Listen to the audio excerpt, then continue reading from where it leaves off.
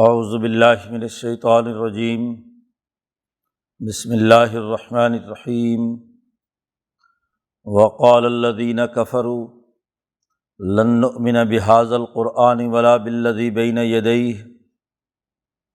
ولو تری اذ الظالمون موقوفون عند ربہم یرجع بعضهم الی بعض القول یقول الذین استضعفوا للذین استکبروا لولا انتم لکنا مؤمنین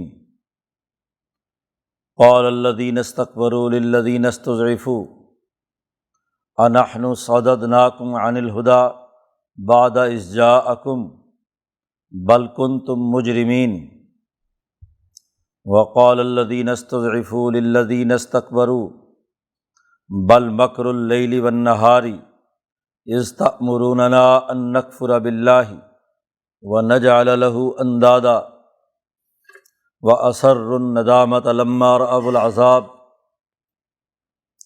وجعلنا الاغلال فی اعناق الذین کفروا هل یجزون الا ما كانوا يعملون وما ارسلنا فی قریۃ من نذیر الا قال مترفوها انا بما ارسلتم به کافرون وقالوا نحن اکثر اموالا واولادا وما نحن بمعذبین قل ان ربی یبسط الرزق لمن یشاء ویقدر ولکن اکثر الناس لا یعلمون وما اموالکم ولا اولادکم بالتی تقربکم عندنا زلفی الا من آمن وعمل صالحا فاولئک لهم جزاء الضعف بما عملوا وهم في الغرفات آمنون والذین یسعون فی آیاتنا معاجزین اولئک فی العذاب محضرون قل ان ربی یبسط الرزق لمن یشاء من عباده ویقدر له وما انفقتم من شیء فهو یخلفه وهو خیر الرازقین ویوم یحشرهم جمیعا ثم یقول للملائکۃ اہؤلاء ایاکم کانوا یعبدون قالوا سبحانک انت ولینا من دونہم بل کانوا یعبدون الجن اکثرهم بهم مؤمنون فَالْيَوْمَ لَا يَمْلِكُ بَعْضُكُمْ لِبَعْضٍ نَفْعًا وَلَا ضَرًّا وَنَقُولُ لِلَّذِينَ ظَلَمُوا ذُوقُوا عَذَابَ النَّارِ الَّتِي كُنْتُمْ بِهَا تُكَذِّبُونَ وَإِذَا تُتْلَىٰ عَلَيْهِمْ آيَاتُنَا بَيِّنَاتٍ قَالُوا مَا هَٰذَا إِلَّا رَجُلٌ يُرِيدُ أَن يَصُدَّكُمْ عَمَّا كَانَ يَعْبُدُ آبَاؤُكُمْ وَقَالُوا مَا هَٰذَا إِلَّا إِفْكٌ مُفْتَرًى وقال الذین کفروا للحق لما جاءهم ان ھذا الا سحر مبین وما آتیناہم من کتب یدرسونها وما ارسلنا الیہم قبلک من نذیر وکذب الذین من قبلہم وما بلغوا معشار ما آتیناہم فکذبوا رسلی فکیف کان نکیر۔ صدق اللہ العظیم۔ یہ سورۃ سبا کے رکوع ہیں۔ اس سورت میں جیسا کہ گزشتہ عرض کیا گیا تھا، مسلمان جماعت کی تعلیم و تربیت کا مرکز اور منبع حضیرت القدس اور مالا اعلیٰ کے اسباب عالیہ ہیں۔ انسانیت کی ہدایت کے لیے وہاں اللہ نے کتاب نازل کی، وہاں سے حضرت محمد مصطفیٰ صلی اللہ علیہ وسلم پر آئی، اور یہ اس لیے ہے کہ کائنات کا ایک ایک ذرہ ذات باری تعالیٰ کے علم میں ہے، اس کی نظروں سے اوجھل نہیں۔ اس کے مقابلے میں جن لوگوں کو یہ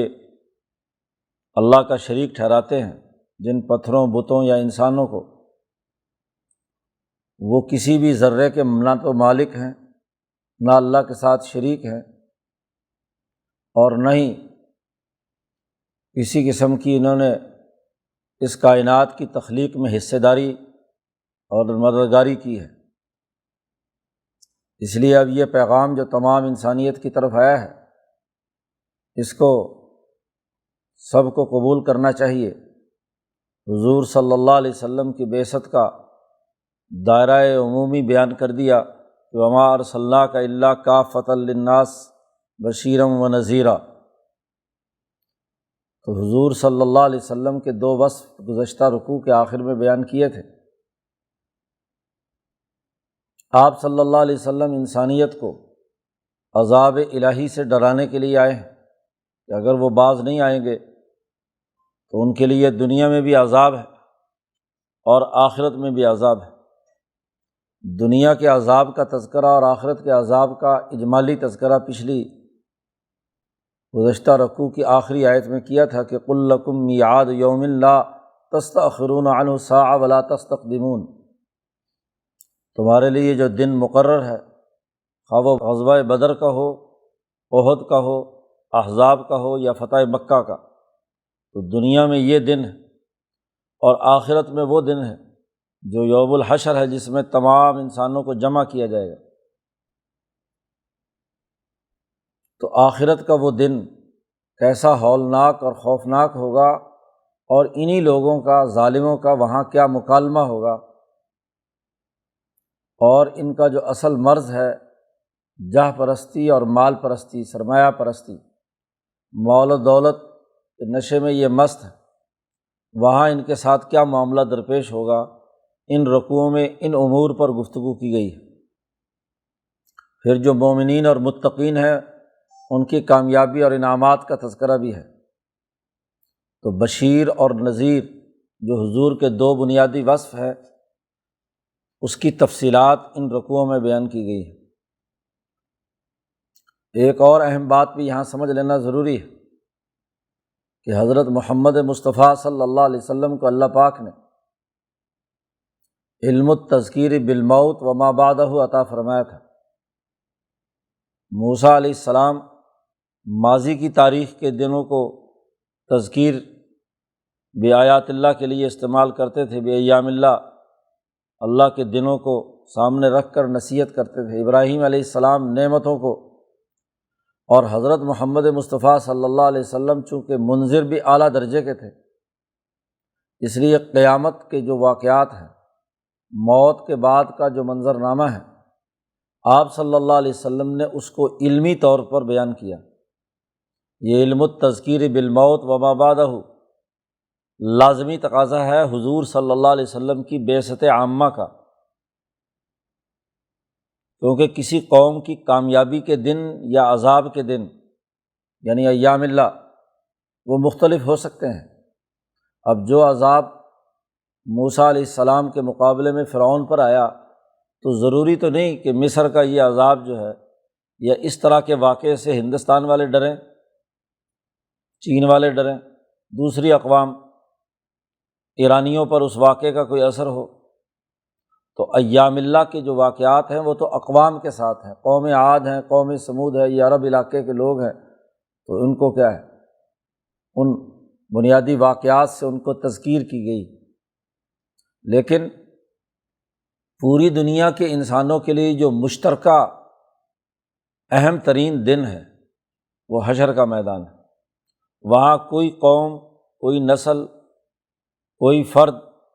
اس اہم ترین واقعے اور اس کے ہولناک منظر سے علیحدہ نہیں ہے۔ پھر موت تمام انسانوں کو آنی ہے، وہ بھی عمومی ہے۔ تو موت کا کسی خاص قوم کے ساتھ تعلق نہیں ہے۔ تو آپ چونکہ تمام انسانیت کی طرف رسول بنا کر بھیجے گئے ہیں، کافۃ للناس، تو پوری انسانیت کے لیے انذار کیسے ہوگا؟ یہ بڑی اہم بات ہے جس پر شاہ صاحب نے توجہ دلائی ہے، اور مولانا سندھی نے اس کی تفصیلات بیان کی ہیں کہ انسانیت کے عالمی پروگرام کو انسانوں کو سمجھانے کے لیے علم الموت وما بعدہ خاص طور پر امام الانبیاء حضرت محمد مصطفیٰ کی بین الاقوامی نبوت کا لازمی تقاضا تھا۔ اس لیے یہ علم آپ صلی اللہ علیہ وسلم کو عطا کیا گیا۔ اور ان آیات کا سیاق و سباق اسی حقیقت کی نشاندہی کرتا ہے کہ جو لوگ اس بین الاقوامی دین اور اس بین الاقوامی نبی کا انکار کرتے ہیں تو ان تمام اقوام میں جو چیز مشترک ہے، موت اور اس کے بعد کے تمام معاملات، ان کے ذریعے سے انہیں انذار کیا جائے۔ تو ان رکوعوں میں موت کے بعد کا جو منظر ہے، حشر کے میدان میں جو کچھ ہونا ہے، اسے نبی اکرم صلی اللہ علیہ وسلم نے بیان فرمایا۔ اور اس کے حوالے سے امام شاہ ولی اللہ دہلوی رحمۃ اللہ علیہ یہ فرماتے ہیں کہ آپ صلی اللہ علیہ وسلم کو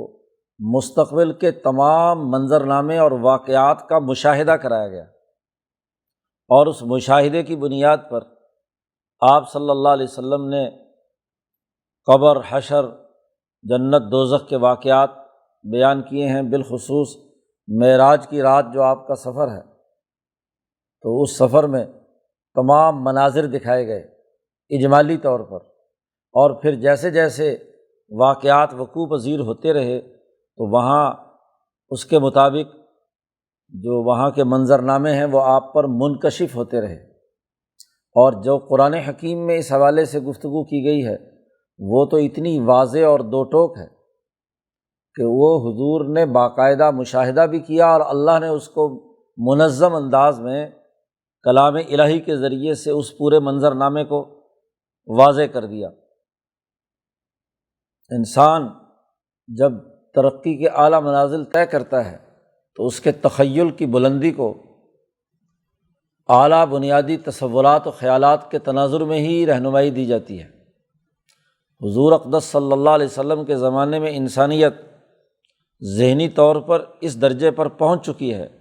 کہ اب وہ اعلیٰ علمی مسائل اور مستقبل کے معاملات میں جھانکنے کی اہلیت اور صلاحیت رکھے، مستقبل کے معاملات کو دیکھ کر رائے بنائے اور اس کے مطابق فیصلہ کرے، نتائج کو دیکھ کر اگلے 50، 100، 150، 200، 1000 لاکھ مرنے کے بعد کے تمام واقعات مستقبل بینی کے تناظر میں اس کو رائے قائم کرنے کی اس کے اندر استعداد ہے۔ اس لیے قرآن حکیم نے آخرت کا منظرنامہ پیش کیا ہے کہ اب تم اتنی ذہنی طور پر بالغ ہو چکے ہو کہ اس منظر کو سامنے رکھ کر آج رائے قائم کرو کہ یہ تمہارا آج کی رائے، اس کے نتائج مرنے کے بعد یہ ظاہر ہونے ہیں، حشر کے میدان میں یہ ظاہر ہونے ہیں۔ تو بشیر اور نذیر بنا کر جو حضور کو کل انسانیت کی طرف بھیجا، تو بین الاقوامی واقعات کے ذریعے سے خوشخبری اور ڈرانے کا عمل، اس کی تفصیلات ان 2 رکوعوں میں بیان کی گئی ہیں۔ قرآن حکیم کہتا ہے وَقَالَ الَّذِينَ كَفَرُوا، یہ کافر لوگ کہتے ہیں کہ لن نؤمن بہذا القرآن، ہم اس قرآن پر ایمان نہیں لائیں گے، ولا بالذی بین یدیہ، اور نہ صرف یہ کہ اس قرآن پر ایمان نہیں لائیں گے بلکہ اس سے پہلے جتنی کتابیں نازل ہوئی ہیں، تورات، انجیل وغیرہ، ہم ان کا بھی انکار کرتے ہیں۔ انبیاء علیہم السلام پر ہر زمانے میں جو وحی آتی رہی ہے اس کا بھی انکار کرتے ہیں۔ یہ اقوام عالم کا جو منکرین دین ہیں ان کا مشترکہ موقف ہے۔ الذین کفروا میں مکے کے کافر بھی ہیں، ہندوستان کے کافر بھی ہیں، ایران کے بھی ہیں، یورپ کے بھی ہیں، پورے ایشیا افریقہ کے بھی ہیں۔ تمام کا مشترکہ موقف یہ ہے کہ وہ یہ کہتے ہیں جو منکرین ہیں کہ ہم کسی بھی درجے کی کسی بھی وحی کو نہیں مانتے۔ قرآن کا تذکرہ خاص طور پر یہاں اس لیے کیا کہ مکے کے کافر براہ راست اس کے منکر تھے، اور ولا بالذی بین یدیہ میں قرآن سے پہلے نازل ہونے والے جتنے بھی انبیاء پر نازل ہونے والے صحیفے تھے، کتابیں تھیں، تورات، زبور، انجیل، صحف ابراہیم، بلکہ ہر جگہ پر جو نذیر بھیجا ہم نے، کیونکہ ہر بستی میں ایک نذیر بھیجا گیا اور اس نذیر کو ایک ہدایت دی گئی، تو ہم اس کو کسی کو نہیں مانتے۔ تو کل انسانیت کے تمام کافروں کا متفقہ موقف جو ہے وہ یہ ہے کہ ولا بالذی بین یدیہ، کسی کو بھی نہیں ہم مانتے۔ اب یہی ظلم ہے کہ وہ عدل کے اس پروگرام کو قبول نہیں کر رہے۔ انسانیت کی ترقی اور فلاح و بہبود کے لیے جو پروگرام دیا گیا اس کو یہ نہیں مان رہے، اور جو عدل کے پروگرام کو نہ مانے وہ ظالم ہے۔ تو ان ظالموں کا ذرا نقشہ دیکھنا کیا ہوگا دنیا بھر کے تمام کافروں کا۔ وَلَوْ تَرَىٰ إِذِ الظَّالِمُونَ، اور ایک وقت آئے گا کہ کبھی تو دیکھے گا اے محمد صلی اللہ علیہ وسلم کہ جب یہ ظالم لوگ موقوفون عند ربہم، اپنے رب کے سامنے کھڑے ہوں گے۔ قرآن حکیم کا کمال یہ ہے کہ وہ واقعات نگاری ایسے کرتا ہے کہ جیسے یہ منظر بالکل سامنے ہے۔ کسی بھی بات کو سمجھانے کے لیے واقعات کی تمثیل نگاری بڑا بنیادی کردار ادا کرتی ہے۔ اگر واقعات کا منظرنامہ درست طور پر نہ بیان کیا جائے تو صحیح نصیحت حاصل نہیں ہوتی۔ تم وہ منظر دیکھنا کہ جب ظالم لوگ اپنے رب کے سامنے کھڑے ہوں گے، اب وہ منظر جو وہاں حشر کے میدان میں ہونا ہے اس کا حضور کو مشاہدہ کرا کے یہ آیات نازل کر کے بتلا دیا کہ یہ منظرنامہ ہوگا۔ وہاں حالت یہ ہوگی کہ یرجع بعضهم الی بعض القول، وہاں یہ تمام کافر ایک دوسرے سے لڑیں گے۔ جب آدمی ناکام ہوتا ہے اور وہ کوئی پارٹی اور گروہ ہو تو ناکامی کا ملبہ ہر آدمی دوسرے پر ڈالتا ہے۔ ڈاکو پکڑے جائیں تو ایک ڈاکو کہتا ہے تیری وجہ سے پکڑے گئے، تو نے فلانی حرکت کی تھی، وہ دوسرا کہتا ہے نہیں تیری وجہ سے پکڑے گئے۔ جی، کسی حکمران طبقے کے لیڈر گرفت میں آ جائیں تو پھر لیڈر آپس میں لڑتے ہیں، اور ان کی پارٹی کے نچلے ورکر جو ہیں وہ لڑتے ہیں۔ قرآن حکیم کہتا ہے کہ ان انسانی معاشروں میں جو ظلم اور کفر کی بنیاد پر قائم ہیں ان میں طبقاتی نظام ہوتا ہے، ورنہ قرآن کو اور تورات اور انجیل کو اور انبیاء کی کتابوں کو ماننے والے مستکبرین اور مستضعفین کی دو جماعتوں میں تقسیم نہیں ہوتے۔ یہ کفر ہی ہے، ظلم ہی ہے کہ اس کے نتیجے میں دو طبقے وجود میں آتے ہیں، ایک مستکبرین کا اور ایک مستضعفین کا۔ بیچارے کمزور بنا دیے گئے، باب استفعال ہے، طاقت کے بل بوتے پر ان کو ضعیف بنا دیا، جبر اور ظلم کی وجہ سے۔ طلب کے معنی پائے جاتے ہیں اس میں، اور استکبار بڑا تو نہیں ہے لیکن طاقت اور جبر کے بل بوتے پر اس نے اپنے آپ کو بڑا سمجھنا شروع کر دیا۔ ہے تو عام انسانوں کی طرح کا انسان، لیکن اپنے آپ کو پاٹے خان سمجھتا ہے، تو بڑا طاقتور، بڑا متکبر، دوسروں کو حقیر سمجھنے والا، انسانیت کے جامے سے باہر نکل کر انسانیت پر ظلم کرنے کا روادار ہوتا ہے۔ تو قرآن حکیم نے منظرنامہ کھینچا کہ دنیا کے یہ جتنے مستکبرین اور مستضعفین ہیں، اور خواہ وہ حکمران طبقے ہوں یا ان کے ساتھ لگے ہوئے عام عوام ہوں مستضعف، لیکن وہ ووٹ اسی کو دیں جو ظالم اور متکبر ہے، اسی کی پارٹی کو ووٹ دیں کہ جی ووٹ تو فلاں لیڈر کا ہے، چاہے وہ جوتے مارے، ذلیل کرے، رسوا کرے، تو ووٹ اسی کا ہے۔ تو جو ان کے پیچھے لگنے والے ہیں، ظالموں کے ساتھ پیچھے لگنے والے ہیں، قرآن نے کہا ذرا منظر دیکھنا کہ یقول الذین استضعفوا، وہاں جا کر یہ عوام جو پسے ہوئے ہیں، دنیا میں بھی ظلم اور زیادتی کے اندر رہے اور پھر بھی ان ظالموں کے اعلیٰ کار اور ایجنٹ رہے، اسی ظلم کی پارٹی میں رہے، یہ وہاں آپس میں متکبرین سے کہیں گے یقول الذین استضعفوا للذین استکبروا، یہ مستضعفین اور کمزور لوگ مستکبرین سے کہیں گے کہ لولا انتم لکنا مومنین، لیڈروں کو کہیں گے کہ تم نہ ہوتے تو ہم ضرور مسلمان ہوتے، لولا انتم لکنا مسلمین، تم نے ہمیں گمراہ کیا ہے، تم نے ہمیں سبز باغ دکھائے ہیں، تم نے ہمیں سچی بات ماننے سے روکا ہے، ورنہ نبی کی باتیں بڑی صاف ستھری اور سیدھی تھیں، لیکن تم نے ہمیں کفر پر مجبور کیا، ہمیں اپنے پیچھے لگائے رکھا، تم نہ ہوتے تو ہم اس طریقے سے آج ذلیل نہ ہوتے۔ قال الذین استکبروا، اب اس کے جواب میں وہ جو مستکبرین ہیں وہ اپنے ماتحت کمزوروں کو، اپنی عوام کو وہاں کہیں گے انحن صددناکم عن الہدی، کیا ہم نے تمہیں ہدایت سے روکا تھا؟ بعد اذ جاءکم، جب کہ وہ ہدایت تمہارے پاس آ چکی تھی۔ واضح اور دو ٹوک صحیح اور عدل و انصاف کا پروگرام تمہارے پاس آ چکا تھا، ہدایت آ چکی تھی، اس کے باوجود ہم نے کوئی روکا تھا تمہیں؟ تو چونکہ پھنسے ہوئے ہیں نا دونوں، تو اس لیے وہ حکمران طبقے کہیں گے کہ ہم نے نہیں تمہیں روکا، حالانکہ دنیا میں یہی ان کو اکساتے رہے، نبی کے خلاف، سچے لوگوں کے خلاف، حریت پسندوں کے خلاف، یہی لیڈر تھے جو پراپیگنڈا کرتے تھے، علماء حق کے خلاف، انبیاء کے وارثین کے خلاف۔ تو ہم نے نہیں روکا تمہیں، تم رکے خود ہی، بل کنتم مجرمین، تم خود مجرم ہو، تم نے بھی تو لالچ اٹھائے تھے، تم پارٹی کے ساتھ رہے، تم نے بھی تھوڑے بہت پیسے لیے تھے، تو خواہشات تو تمہاری بھی تھی، تو ہمیں کیوں برا بھلا کہتے ہو؟ بل کنتم مجرمین۔ اب وہ غریب اور کمزور لوگ جو کافر اور منکر رہے اور غلط پارٹیوں کا ساتھ دیتے رہے،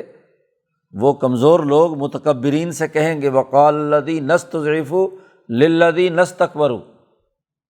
مستکبرین سے مستضعفین کہیں گے کہ گو ہم نے اپنے ارادے سے تمہیں ووٹ دیا ہے، لیکن تم جو صبح شام ہمیں فریب دیتے رہتے تھے، بل مکر اللیل والنہار، رات اور دن کا مکر و فریب کا تم نے جالا بن رکھا تھا، بس جی دودھ شہد کی نہریں جاری ہو جائیں گی، تم ہمیں لیڈر مانو، ہمیں ووٹ دو، ہمارا ساتھ دو تو ہم تمہارے لیے یہ کر دیں گے، وہ کر دیں گے۔ دن رات جو تمہارے میڈیا چینل پروپیگنڈا کرتے رہے، ہاں جی، دن رات تم ہمیں بیوقوف بناتے رہے، تو اس کا اثر تو ہونا تھا نا ہم پر۔ مکر اللیل والنہار اذ تأمروننا، جب تم ہمیں حکم دیتے تھے کہ او جیالو اور متوالو، او فلانے اور فلانے، بڑی شاباش دے کر ہمیں، ہاں جی، کفر اور ظلم کا ساتھ دینے، غلط نظام کے اعلی کار بننے کے لیے تم کتنے پروپیگنڈے کرتے تھے؟ کیا کہ ان نکفر باللہ، کہ ہم اللہ کا انکار کر دیں، اور ونجعل لہ اندادا، اور اللہ کے ساتھ ظالم طاقتوں کو شریک بنائیں، ہاں جی، اللہ کا شریک بنائیں، کہ اللہ پر توجہ دینے کے بجائے جن جن کے تم غلام ہو ان کے غلام بنانے کے لیے تم نے دن رات تو پروپیگنڈا کیا۔ تم اگر یہ پروپیگنڈا نہ کرتے تو شاید ہمیں ہدایت مل جاتی۔ قرآن نے اس منظرنامہ بیان کیا، اور وہاں مکالمہ جو ان کی آپس کی لڑائی کا ہے اس کو قرآن حکیم نے بیان کیا کہ یہ یرجع بعضهم الی بعض القول، یہ ایک دوسرے سے اپنی باتوں کو، ہاں جی، رد کریں گے، لوٹائیں گے، لیکن معاملہ یہ ہوگا کہ مستکبرین بھی اور یہ مستضعفین بھی، جتنے کافر اور ظالم اور ظلم کے نظام کے اعلی کار رہے ہیں، ان کا اپنا معاملہ یہ ہوگا کہ اثر الندامۃ لما رأوا العذاب، جب یہ عذاب دیکھیں گے تو چھپے چھپے شرمندہ ہوں گے۔ ویسے ظاہر میں تو زبان میں ایک دوسرے پر چڑھائی کر رہے ہوں گے کہ تمہاری وجہ سے ہم مارے گئے، وہ کہیں گے تمہاری وجہ سے ہم گئے، لیکن عذاب دیکھنے کے بعد ان کے دل جو ہے حسرت اور ندامت اور پچھتانے کے معاملات کے اندر ہوں گے۔ صرف یہی نہیں کہ دل سے ندامت اور شرمندگی اور پچھتانے کا عمل ہوگا، ہاں جی، افسوس کر رہے ہوں گے، بلکہ وجعلنا الاغلال فی اعناق الذین کفروا، ہم ان کافروں کی گردنوں میں طوق ڈالے ہوئے ہوں گے، جیسے مجرموں کو پکڑ کر گردن میں طوق ڈال کر کھینچ کر گھسیٹ کر لایا جاتا ہے۔ هل یجزون الا ما كانوا یعملون، اس کے علاوہ اور کیا بدلہ ہوتا جو انہوں نے عمل کیے تھے،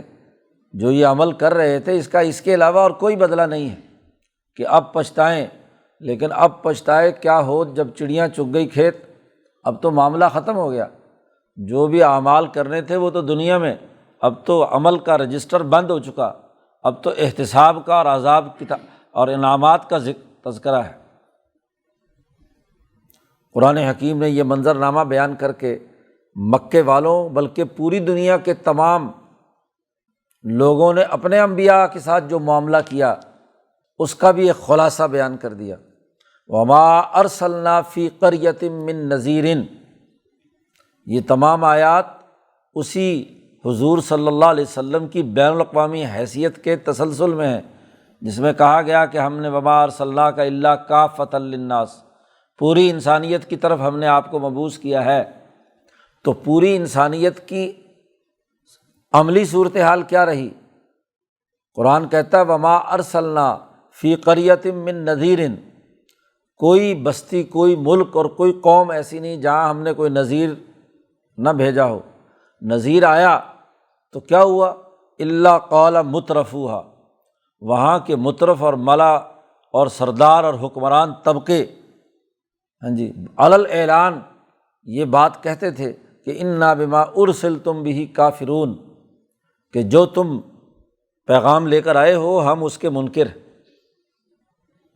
اس رکوع کے شروع میں بھی بات کی کہ جو کافر ہیں وہ کہتے ہیں لن نؤمن بہذا القرآن ولا بالذی بین یدیہ، اسی تسلسل میں یہ بات کہی ایک حشر کے میدان کا واقعہ بیان کر کے کہ ہر قوم کے سچے نبی جب بھی اس قوم میں آئے تو وہاں کے مترف اور ملا اور حکمران اور سرمایہ دار طبقات نے یہ انکار کیا، اور اس انکار کی وجہ بھی بتائی انہوں نے خود۔ وقالوا، یہ کہتے تھے نحن اکثر اموالا و اولادا وما نحن بمعذبین، ہمارے پاس تو بڑا مال ہے اور بڑی اولاد ہے۔ تو مال اور اولاد یعنی مال پرستی، سرمایہ پرستی اور جاہ پرستی۔ دیکھو، مال کسی قوم کی معاشی طاقت کا مظہر ہوتا ہے، اور اولاد یعنی افراد کی کثرت اس کی سیاسی طاقت کا مظہر ہوتا ہے۔ جس کے پاس بڑی فوج ہو، بڑی جوانوں کی طاقت ہو، بڑی قوت ہو، تو اس کی سیاسی طاقت بھی اتنی ہی مضبوط ہوتی ہے۔ تو یہاں بھی وہ اپنے اسی تکبر، اسی تعیش پسندی، حکمرانی کے نشے میں اپنی حیثیت بتلا رہے ہیں کہ ہماری مالی طاقت بہت بڑی ہے، پیسہ بہت ہے ہمارے پاس، دولت کے انبار ہیں، اور وہ لوگوں کو لوٹ کھسوٹ ان کا مال اکٹھا کر کے انہوں نے وہ کیا ہے، مالدار بنے ہیں، اور اولاد بھی ہمارے پاس بہت زیادہ ہے، ہمارے ماتحت افرادی قوت بہت ہے۔ اور جب سیاسی اور معاشی طاقت ہماری ہے تو وما نحن بمعذبین، دنیا کے ظاہری مادی نظام کے تحت ہمیں کوئی دنیا کی طاقت سزا نہیں دے سکتی۔ مولانا سندھی نے فرمایا کہ جو مادیت پرست ہیں، طبیعی قوانین یا ارضیاتی اسباب کے تحت نظام حکومت بناتے ہیں، علم نجوم یا علم الارض، سائنس کی بنیاد پر جو قوانین اور ضابطے نافذ کرتے ہیں، ان کا آخر حال یہی ہوتا ہے، ہماری سائنس تو بڑی ترقی کر گئی، ہمارے پاس تو بڑا مال جمع ہو گیا، دولت اکٹھی ہو گئی، ہمارے پاس تو افرادی قوت بڑی طاقتور قسم کی مضبوط فوج ہے، اس لیے وما نحن بمعذبین، ہمیں عذاب نہیں دیا جائے گا۔ یہ دنیا بھر کے تمام کافروں کا انبیاء کے ساتھ معاملہ رہا ہے۔ تو حضور صلی اللہ علیہ وسلم کی بین الاقوامی حیثیت واضح کرنے کے لیے کہ اب بھی آپ پیغام لے کر آئے ہیں، تو دنیا کی یہ بین الاقوامی کافر یہی کہیں گے کہ انا بما ارسلتم بہ کافرون یا لن نؤمن بہذا القرآن ولا بالذی بین یدیہ۔ حالانکہ ان کو سمجھنا چاہیے کہ قل، اے محمد صلی اللہ علیہ وسلم، آپ ان دنیا کے اقوام عالم کے تمام سرمایہ داروں کو، تمام حکمرانوں کو کہہ دیجئے کہ ان ربی یبسط الرزق لمن یشاء ویقدر، بے شک میرا رب ہے، اللہ تبارک و تعالی ہے، جو رزق کو جس کے لیے چاہتا ہے فراخی کر دیتا ہے، اور جس کے لیے چاہتا ہے اندازے سے دیتا ہے۔ رزق کا دینا نہ دینا یہ تمہارے کنٹرول میں نہیں ہے، یہ اس ذات کے کنٹرول میں ہے۔ اس نے کائنات کا جو سسٹم بنایا ہے، یہاں جو نظام چل رہا ہے، اس نظام کے تحت، مشیت خداوندی کے اس نظام کے تحت یہ اتار چڑھاؤ ہوتا رہتا ہے کہ کسی کے پاس کسی علاقے میں بارشیں زیادہ برسی، دولت زیادہ پیدا ہوئی، اور وہاں حکمران طبقوں نے اس پر قبضہ کر لیا۔ رزق تو ہم نے من یشاء تمام انسانیت کو دیا تھا، لیکن مستکبرین اس پر قابض ہو جاتے ہیں۔ دیا تو تھا کل انسانیت کی فلاح کے لیے، کیونکہ وما من دابۃ فی الارض الا علی اللہ رزقھا، لیکن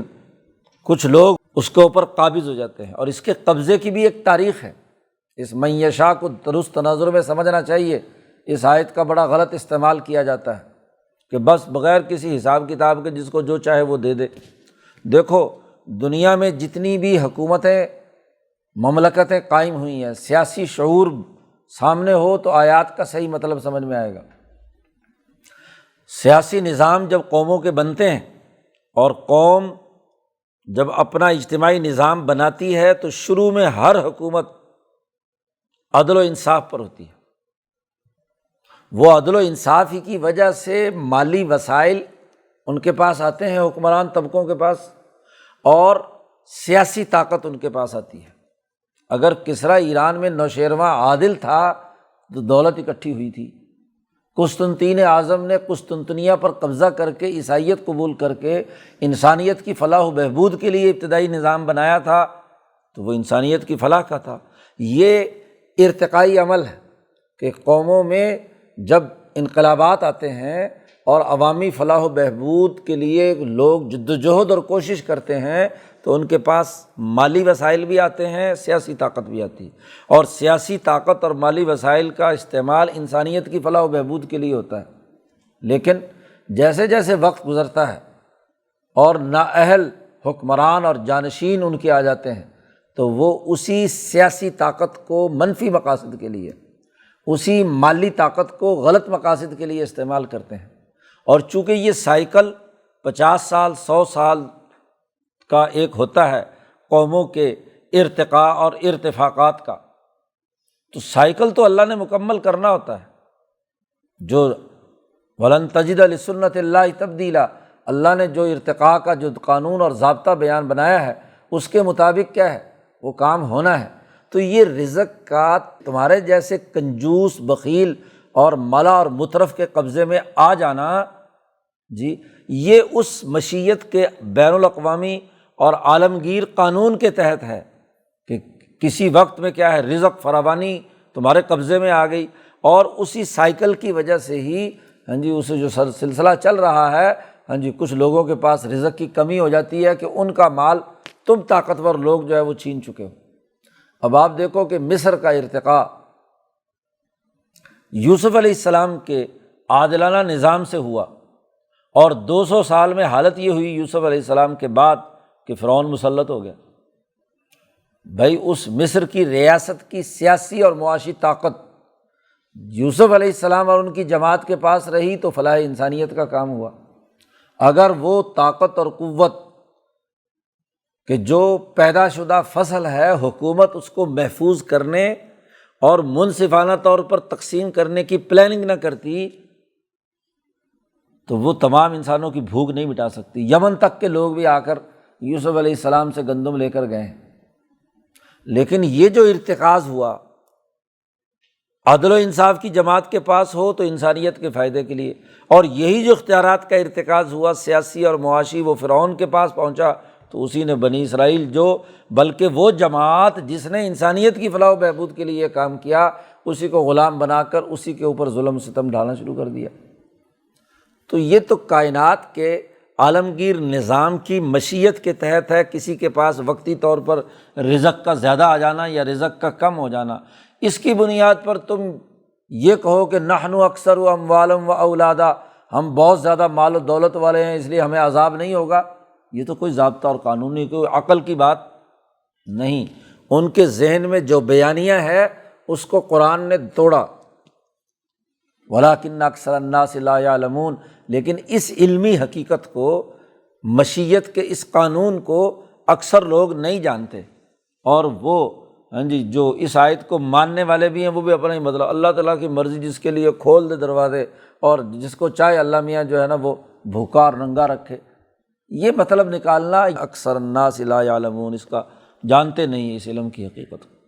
اصل بات یہ ہے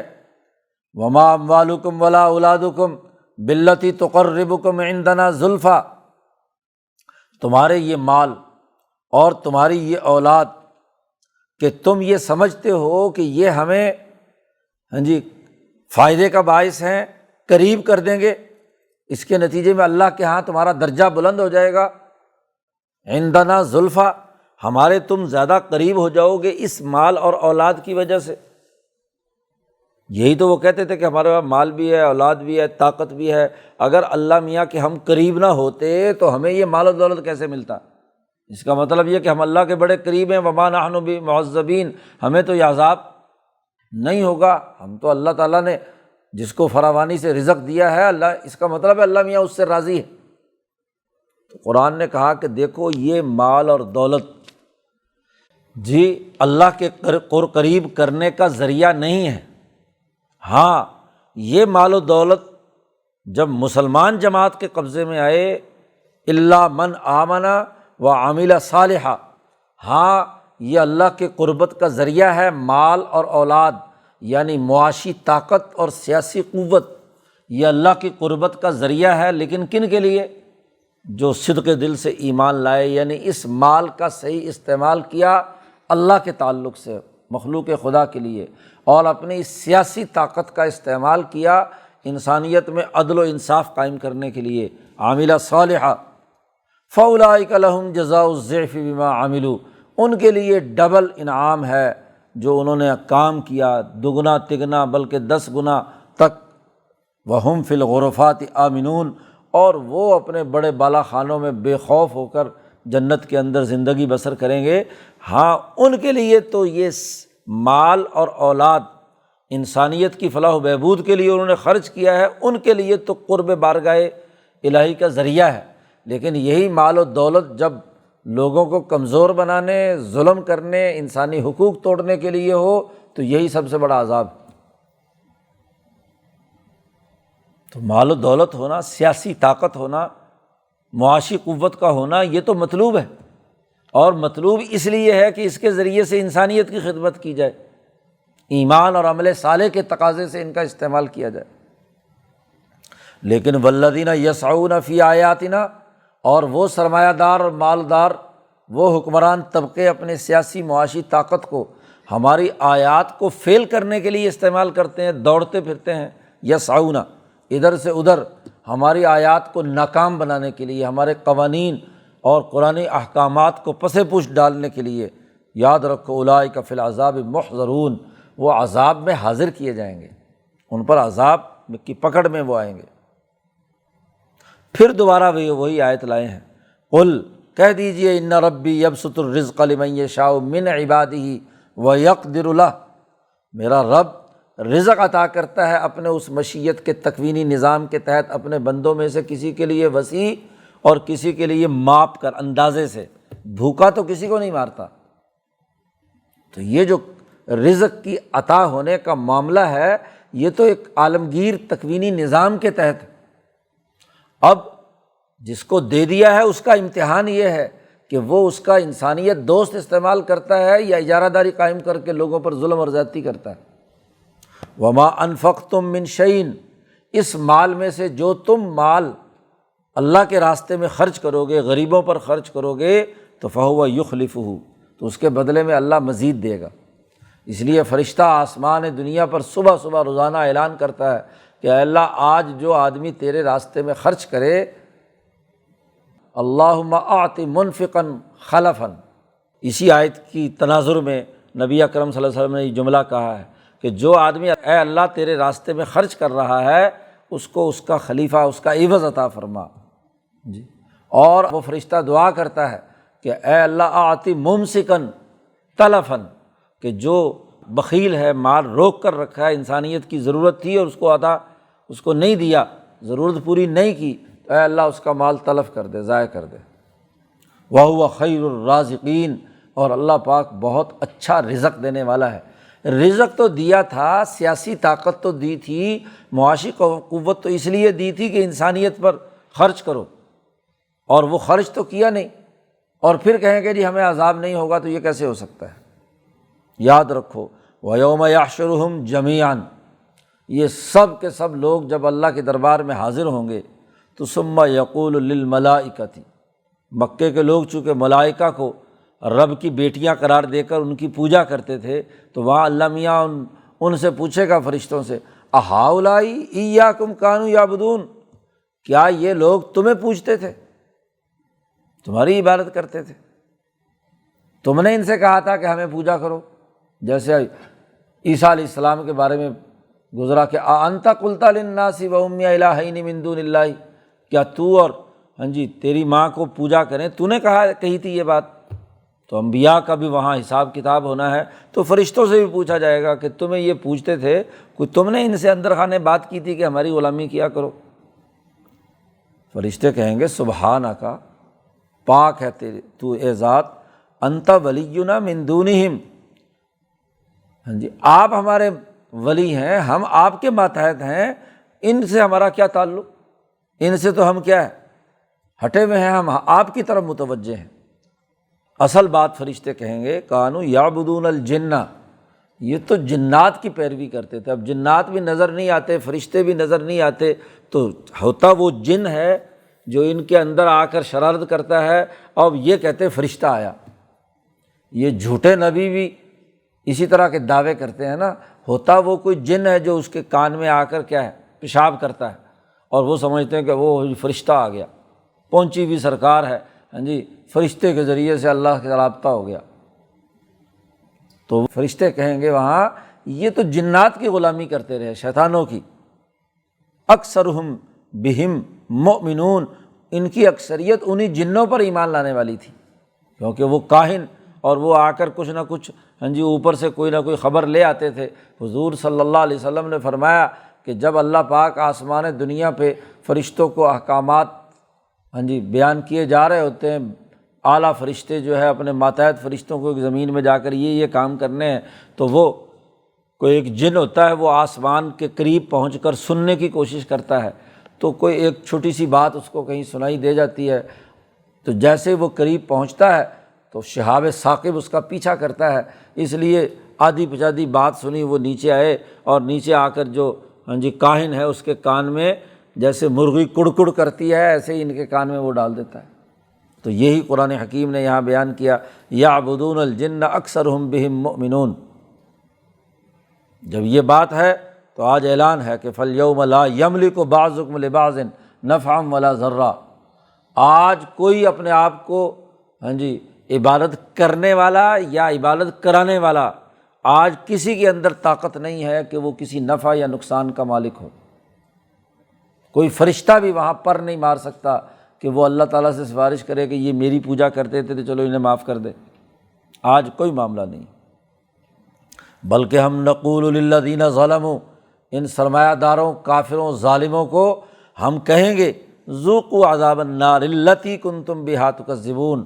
چکھو جہنم کا وہ عذاب جس کا تم انکار کرتے تھے۔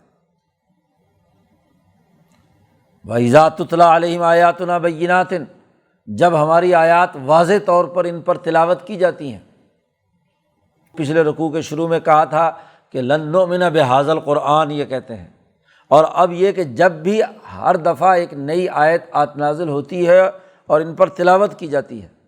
تو کیا کہتے ہیں؟ قالوا، یہ کافر کہتے ہیں ما ھذا الا رجل،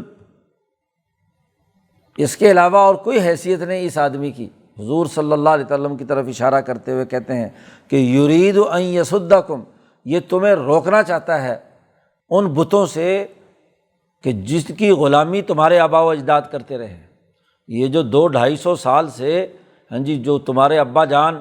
تمہارے آبا و اجداد غلام رہے ہیں سامراجی طاغوتی قوتوں کے، یہ آدمی اپنی آیات کے ذریعے سے یا آیات کی تشریح کے ذریعے سے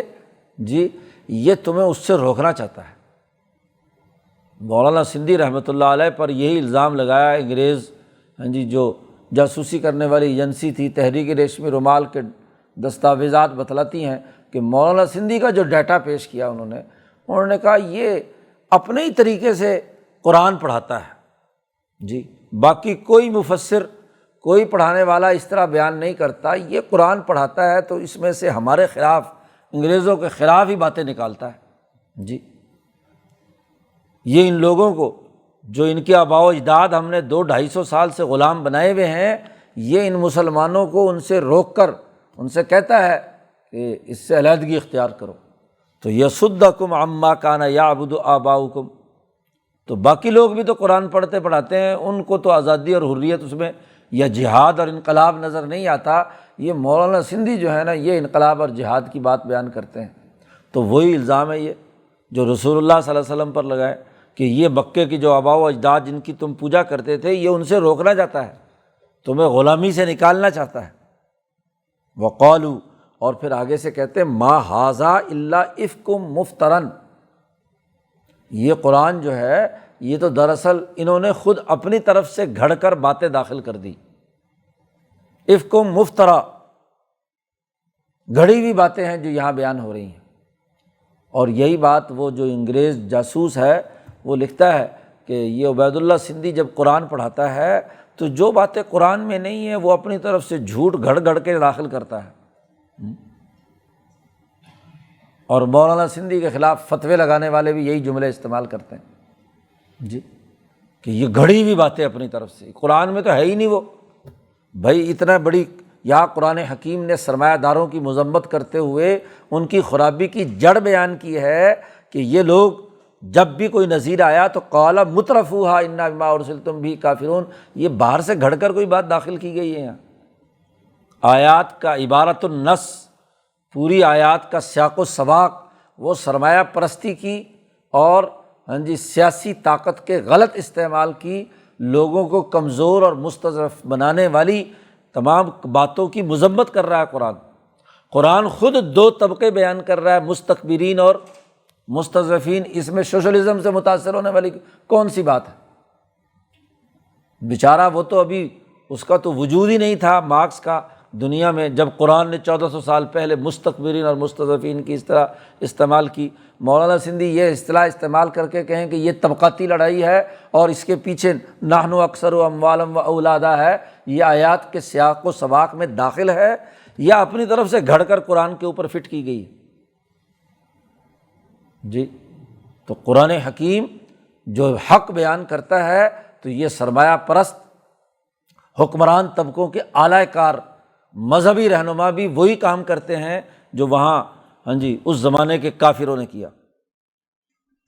وقال الذین کفروا، اور یہ کافر کہتے ہیں للحق کی، یہ جو حق نازل ہوا سچی اور کھری بات، قرآن کا صحیح مطلب ان کو بیان کیا جائے، لما جاءہم، تو کہتے ہیں ان ھذا الا سحر مبین، کہتے ہیں یہ تو بڑا واضح جادو ہے۔ یہ ایسے طریقے سے بات سمجھاتے ہیں انقلابی لوگ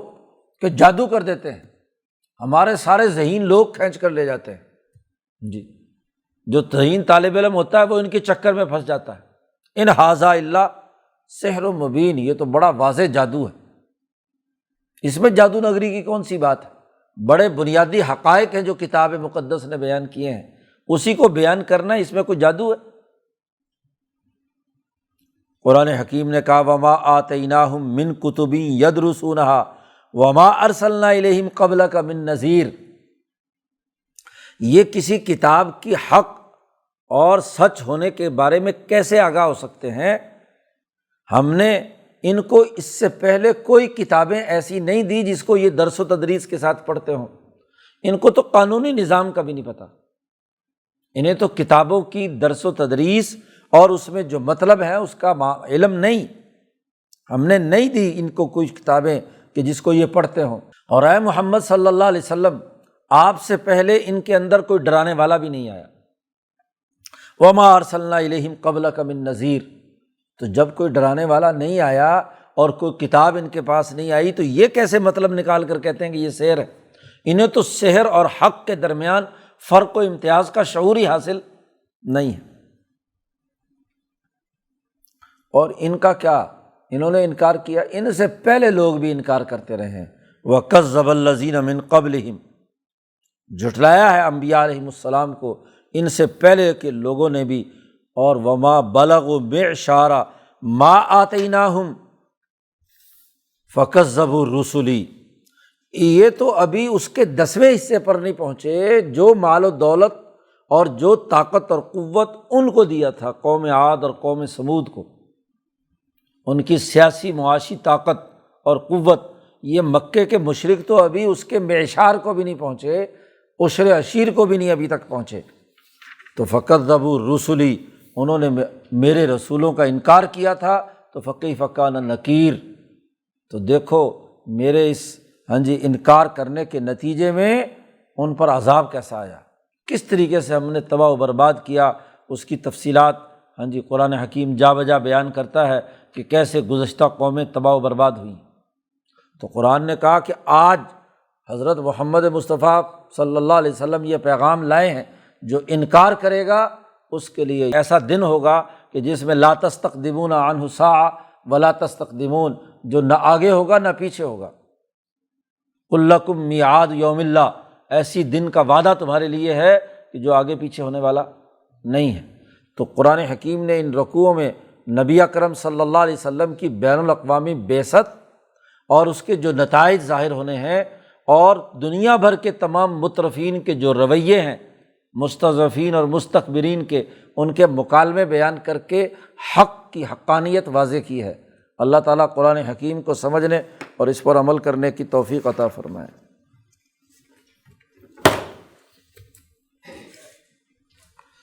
اللہ